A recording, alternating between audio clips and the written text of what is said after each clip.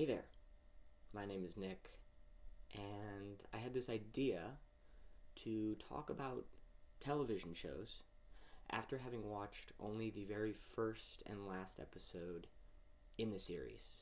So, this is a result of that. I recently watched the first and last episode of Friday Night Lights. Going into this, I knew nothing about the show other than it is about football, and that's really it. So, the first episode introduces the main character as this high school football coach who is the new coach in this small town in Texas where football, specifically this high school football team, seems to be the only thing that matters. They have a star quarterback who is the best in the nation, and it's his last year on the team.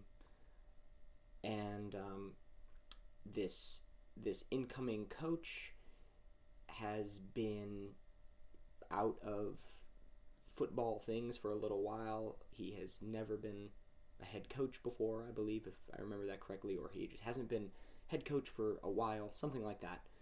Anyway, there is the townspeople who are very invested in this football team have concern over this new head coach.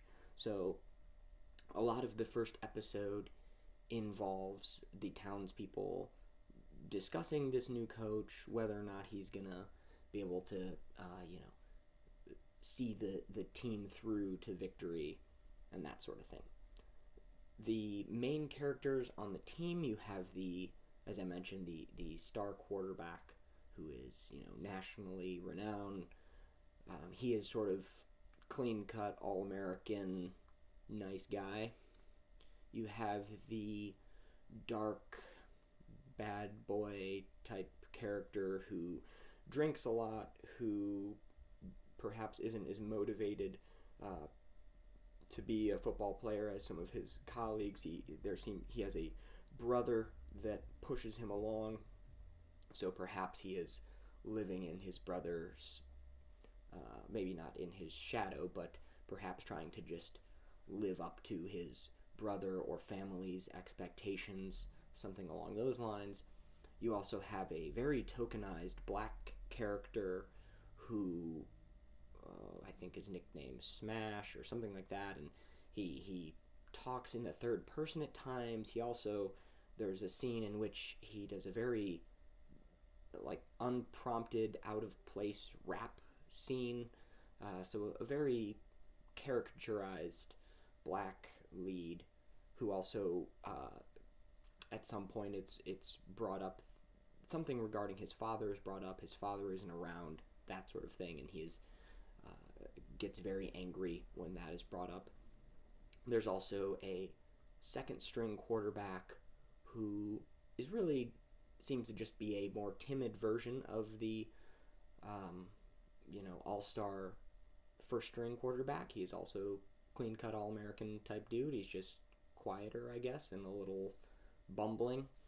And then you have his best friend who's goofy and doesn't play on the football team. And then you also have this incoming coach's wife and young daughter. A lot of the information regarding all these characters is really brought up by the viewer being told about them. So there is, as the episode unfolds, the episode begins, at the beginning of the week, I believe, on the Monday, and then that Friday, as the, I guess, title of the show insinuates, or whatever, Friday is, of course, the big game. So, or the first game of this season with this new head coach, so everyone's looking forward to it. So the episode, details this week leading up to this big game. And the townspeople, through calling up their local sports talk radio show and Also, there is a local sports media outlet who's following the players around and at their practice and talking to this head coach. Through these methods, this is really how the viewer learns about these characters. And it's sort of ham-fisted, where we learn about the one character's, drinking problems. We learn about the family issues of the other character. We learn about various tensions between players, perhaps racial tensions between the one, main black player and the sort of bad boy character. We learn about all that stuff through it being told to us. So it's a little, like I said, it's a little ham-fisted, and it doesn't feel very natural. But I suppose it gets the job done. But in the end, we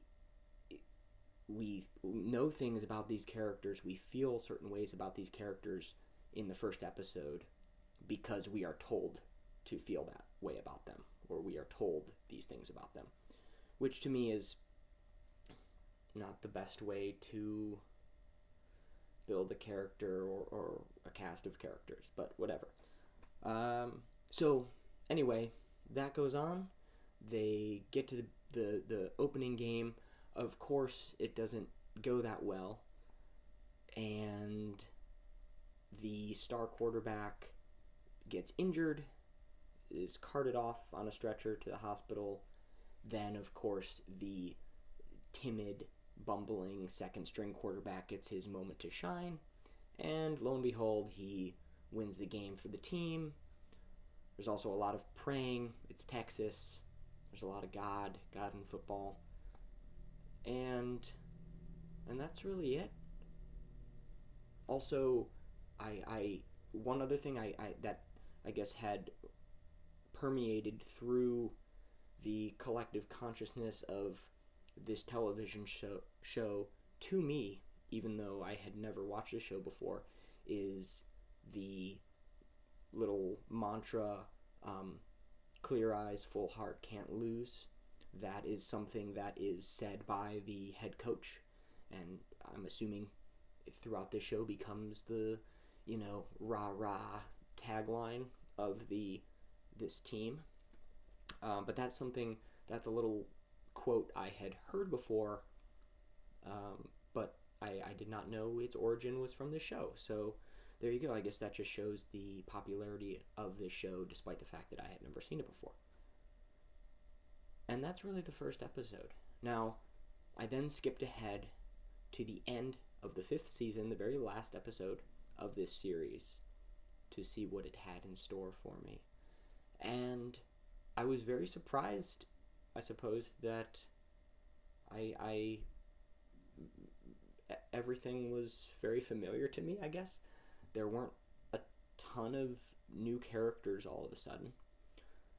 Although I suppose it makes sense that I'm sure many new characters were introduced throughout the series, that they would conclude with a lot of the original ones.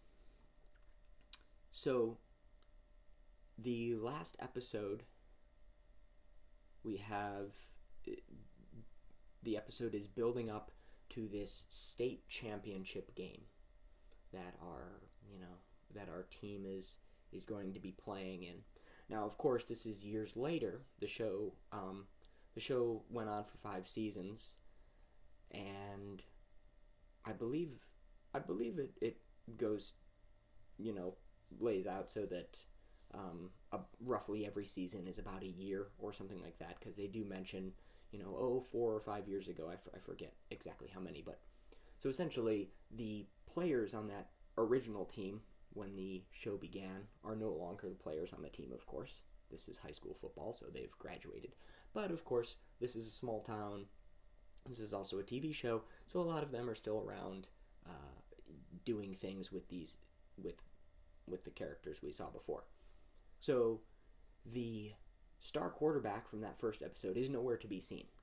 So, that is really the one character where I have no idea the duration of his, level of importance in this show. Perhaps he was just there for that first episode to sort of allow that second string quarterback to, grow into something, or to give him his challenge or what have you. But I don't know. He could have been a staple for the show, and then just perhaps his story arc ended before the last episode, or whatever. I don't know. But he is not there. The second string quarterback, or the person that is the second string quarterback in that first episode and who wins that first game, he is there, and he is planning to marry the coach's daughter. And this episode actually does a few things where it specifically calls back to that very first episode. I'm sure there are plenty of other callbacks in this episode to other things that I am completely oblivious to, but it was interesting that it does call back to a lot of things from that very first episode. So in the first episode, the second string quarterback is very shy to talk with the coach's daughter because it's the coach's daughter and he's a football player and so forth, and she doesn't want to talk to him because he's a football player. And that is brought up by his goofy friend when he is then talking about how he is going to now marry the coach's daughter. You then have the bad boy character, who is, of course, graduated and older now. He is talking about how he was in jail, and he seems to sort of be back in town, starting a new, clean life. He talks about, I'm not going to do anything illegal anymore. He's still drinking a lot. He still seems to perhaps be troubled, but he seems to be wanting to start a new life here in his home in Texas. The episode sort of ends with him starting to build a home. He rekindles a relationship with an old love, and actually on that, this entire episode is really that. It is people, I guess this episode is two people meet for the first time in a while. One of them apologizes for something. I'm sorry I left town. I'm sorry I did this thing. I was stupid. I'm sorry I left you. And then they kiss and make up, and then it fades to black, and then it's the next scene where another pair of people is doing this. So this episode is really a lot of tying these relationships up into nice, tidy little packages. There's really no, or it seems that there's really no surprises or heartbreaks or bad endings to any of this. It all seems to be very, delicately, or perhaps not even delicately, just neatly tied up and sent off with a warm wish or whatever. I don't know. You then have the head coach and his wife are figuring out what to do. The high school football team that has been the protagonist team of this whole series is now the team is going to join in with another neighboring high school football team and form what they refer to as a super team. So of course they're sort of, I guess it's sort of, the series is coming to an end, so our, the team we've enjoyed and loved this whole series is now also coming to an end. And so the players are figuring out what to do.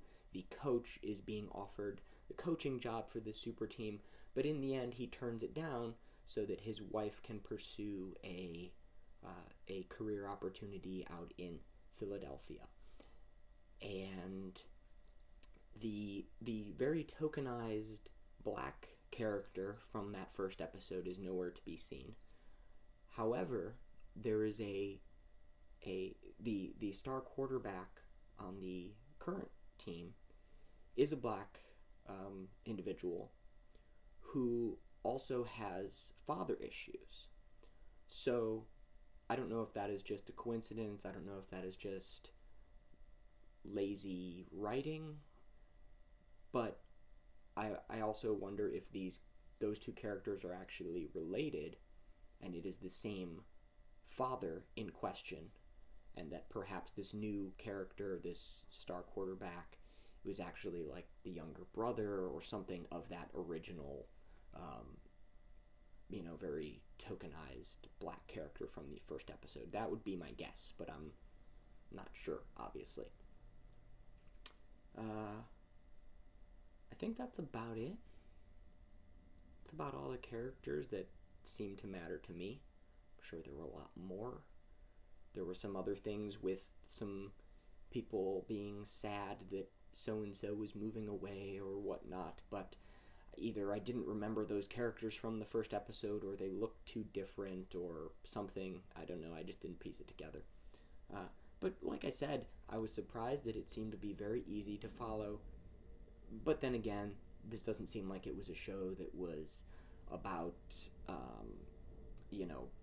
not a really cerebral drama or anything like that, but just a feel-good thing involving football and God and I don't know, whatever. I don't know. I understand why this show is popular, I suppose, but it doesn't seem.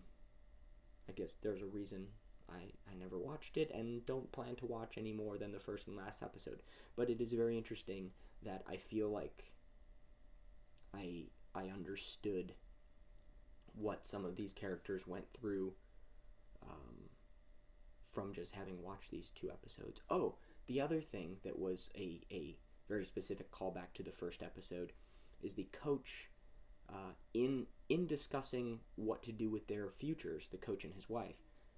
The coach brings up, hey, we can finally move to that house with the his and her closets that you wanted to get out on so-and-so if I take this promotion on the super team. And that is something that he and his wife are discussing in the very first episode. So in a way, it's sad that, I mean, I'm sure if you were to have followed this show and watched it all and then hear that line on the last episode, it would perhaps, I suppose the goal is for it to be sort of a heartwarming callback of like, yeah, they're finally gonna go do the thing and they've gone through all this struggle and they're finally going to, have a better life or whatever. But in a sense, it's sort of sad because they're in the same exact, or it seems, they're in very much the same spot that they were in the first episode, seasons ago and years ago. So that was a little odd to me. But, I don't know, so it goes. Football, and God, and Texas, and drinking beer, I guess. That's the show in a nutshell. So, yeah, that was that. That was an interesting experiment to do, to watch those two episodes. Let me know if this was interesting at all to listen to.